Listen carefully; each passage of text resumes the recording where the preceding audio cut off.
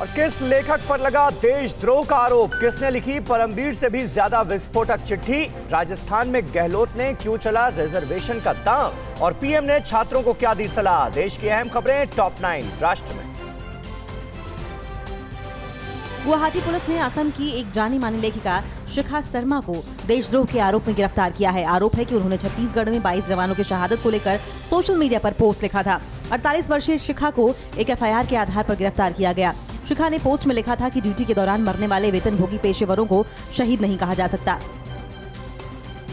परमवीर सिंह की चिट्ठी के बाद अब सचिन वाजे की चिट्ठी सामने आई है। मीडिया के लिए जारी वाजे की एक कथित चिट्ठी में कहा गया है कि पूर्व गृह मंत्री अनिल देशमुख ने नौकरी पर वापस रखने के बाद उससे 2 करोड़ रुपए मांगे थे। वाजे ने चिट्ठी में महाराष्ट्र के मंत्री अनिल परब पर भी आरोप लगाए हैं कि उन्होंने उसे 50 करोड़ से लेकर एसबीयूटी की जांच बंद करने के लिए कहा था।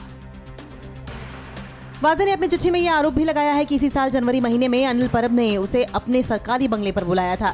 इस मीटिंग में परब ने बीएमसी की ब्लैकलिस्ट में डाले गए 50 कॉन्ट्रैक्टर्स से 2 करोड़ रुपए की वसूली को कहा था। वाजे का दावा है कि परब ने उससे कहा कि ऐसा करने पर इन कॉन्ट्रैक्टर्स के ऊपर चल रहे केस को कमजोर कर दिया जाएगा।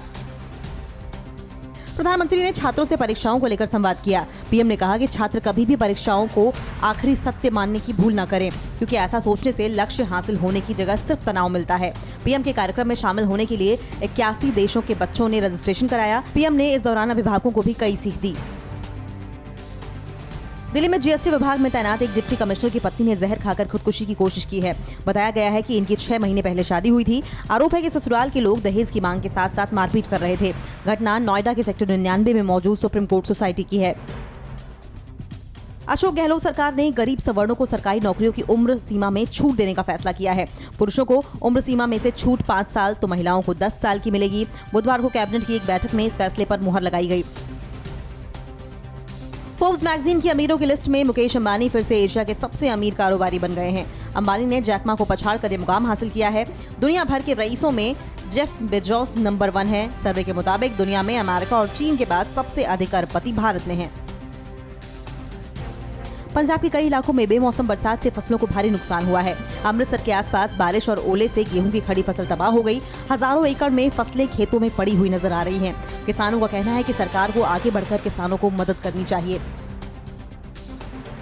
पिछले एक हफ्ते में देश के कई हिस्सों में तापमान अचानक काफी बढ़ गया। हैदराबाद में बुधवार को तापमान 40 डिग्री पार कर गया। हालांकि अधिकतम तापमान अभी ज्यादा नहीं है, लेकिन न्यूनतम तापमान में बढ़ोतरी से गर्मी ज्यादा सताने लगी है। आने वाले दिनों में कई जगहों पर हीट वेव की चेतावनी जारी की गई है।